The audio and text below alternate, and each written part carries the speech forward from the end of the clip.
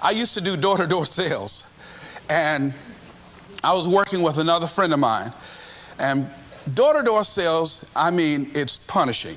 It's cruel and unusual punishment. And I was a little boy knocking on the door. Hello, would you like to buy a nice working television set? No money down? No! Bam! They slammed the door in your face.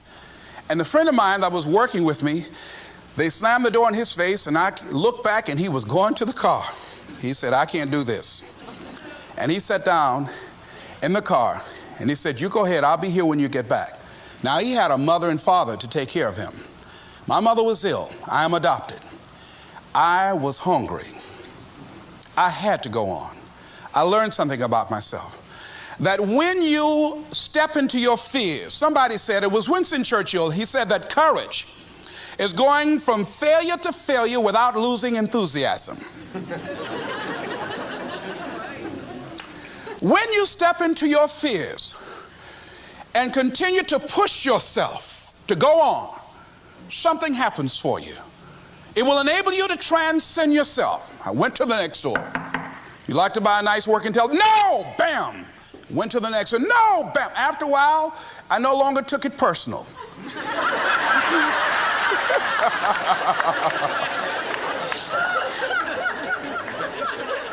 And I began to play a game. I said, well, I know there's a yes out here somewhere, and I'm going to keep on until I find it. And I'm not going home until I do. And I continued to knock on doors. And then somebody eventually would say yes. And I said, are you sure? And I would go in there and I would get the sale. When you have something you want to do, if you don't develop the courage to do that which has been given you to do, and you spend a lot of time going around trying to convince other people or trying to get their approval, what will happen is that you will lose your nerve. And other people will convince you that what you're doing doesn't have any value, and you'll give up on your dream. It's an interesting thing about life, I've also found, that if you don't have the courage to act, sometimes, and particularly, if you have something special to do, life will move on you. If it were not for life, I would still be a disc jockey. I didn't just leave voluntarily to go to the state legislature. I was fired.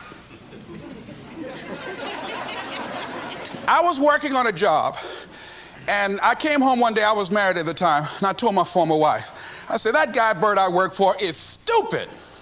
She said, if he's so stupid, why does he sign you a paycheck? Now, you see why I divorced her, right? I couldn't stand her.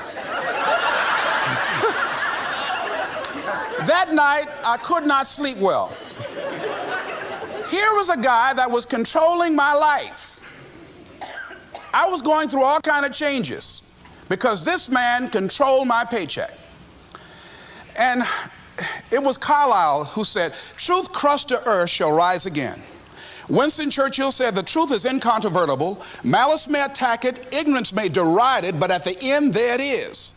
And we know scripture that says, ye shall know the truth, and the truth shall set you free.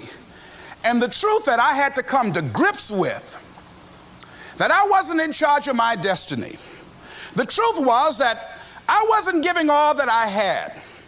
The truth was that there are some things that I wanted to do, but I didn't have the courage to act on those things.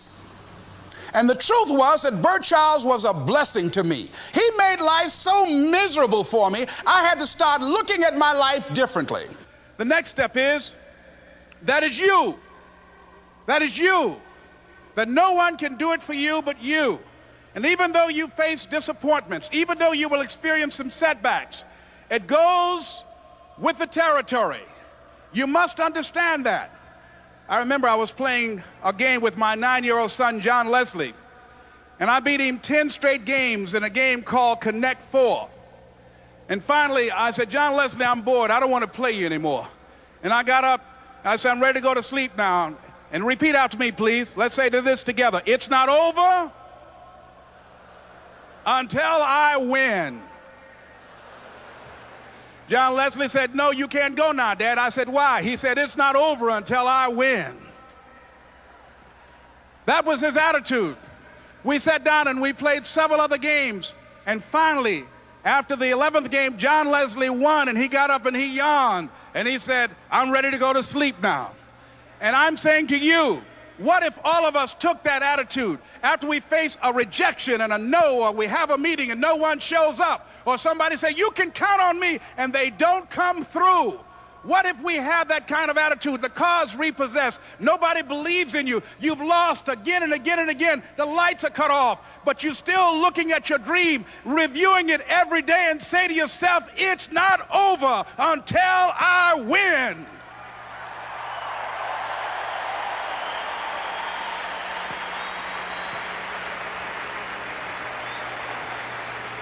Life will yield to you.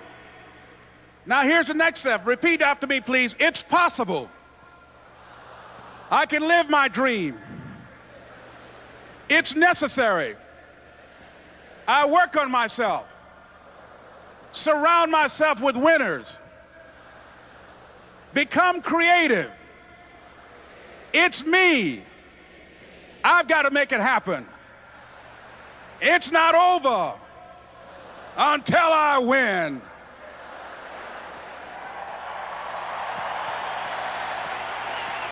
Has anybody ever seen something for you that you didn't see it for yourself? I didn't see that for myself. Maybe that's why my favorite book says, eye has not seen, ear has not heard, nor has entered the heart of mankind what God has in store for you. Because of what he saw in me, he inspired me. He gave me a vision of myself beyond my circumstances, beyond my mental conditioning, and beyond the job where I was, because I thought I was just a disc jockey. I love that. I master a microphone. You drop me in any city, I can master a microphone. I can turn a city upside down with a microphone.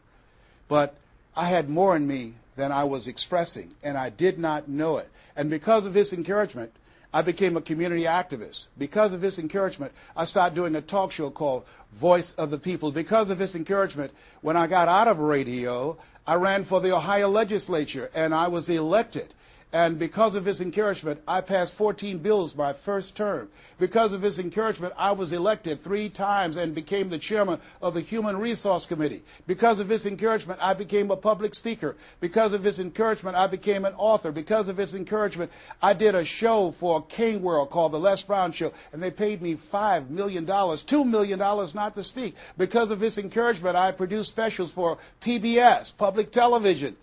They said, you couldn't do that. You don't have a college education. It's educational television. Because of his encouragement, I did so many things I had absolutely no idea that I could do. I encourage you to live full and to die empty.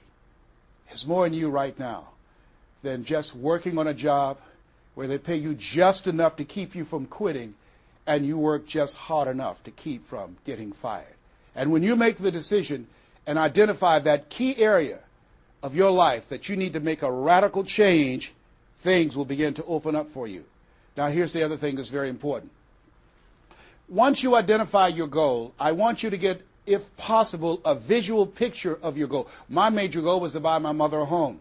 I got the picture of the home with a 12-foot swimming pool and a basketball court on a golf course. I bought that home for my mother. It cost just over $400,000, 10,000 square feet.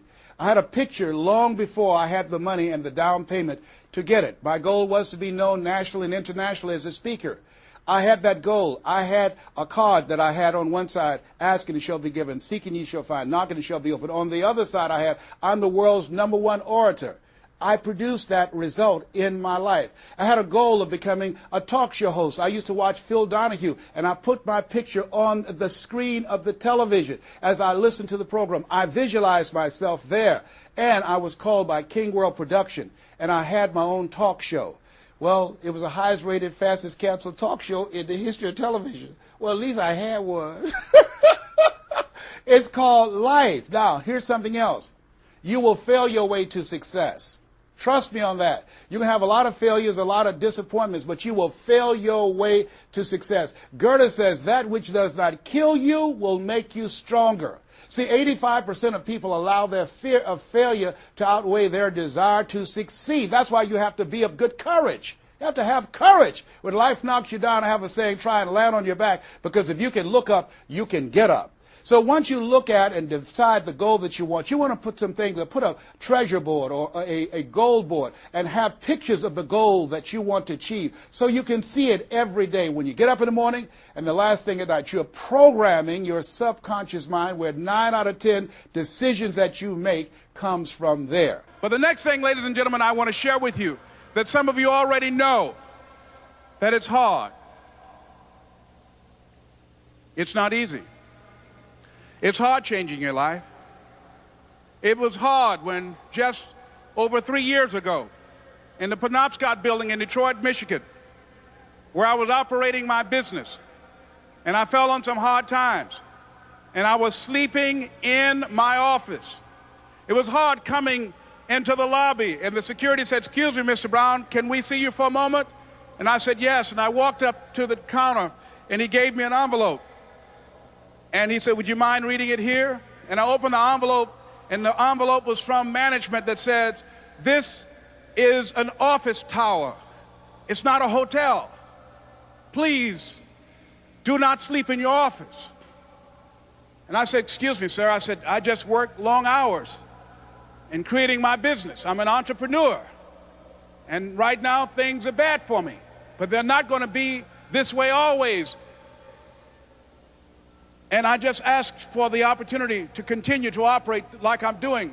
I'm not trying to make this my home." And it was hard coming through the lobby. And sometimes they would laugh. There's a guy talking about becoming successful. And look at him. He's bathing in the bathroom upstairs on the 21st floor. He sleeps on the floor. Him and 2 other dreamers up there. Look at him. It was hard, ladies and gentlemen, coming to speak to people. And I was facing financial difficulties in my own life. I was behind on my bills and my dreams, and I'm saying to them, "You can live your dream." It was hard, ladies and gentlemen. It was very difficult to pick myself up each day believing that I could do it. There were times that I doubted myself. I said, "God, why is this happening to me? I'm just trying to take care of my children and my mother. I'm not trying to steal or rob from anybody. Why did this have to happen to me?" It was very hard. And here's what I want to say to you. For those of you that have experienced some hardships, don't give up on your dream. No one could have convinced me by holding on, by continuing to push forward, by continuing to run toward my dream, that one day I would have my own talk show. It's a long shot, ladies and gentlemen, from Liberty City, an abandoned building on a floor, never knowing my mother or father. It's a long shot. Being here with you today in this dome in Atlanta, it's a long shot. No college training, labeled educable, mentally retarded, but I kept running toward my dream.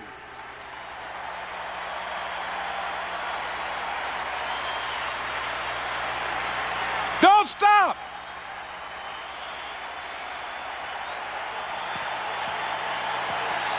Don't stop.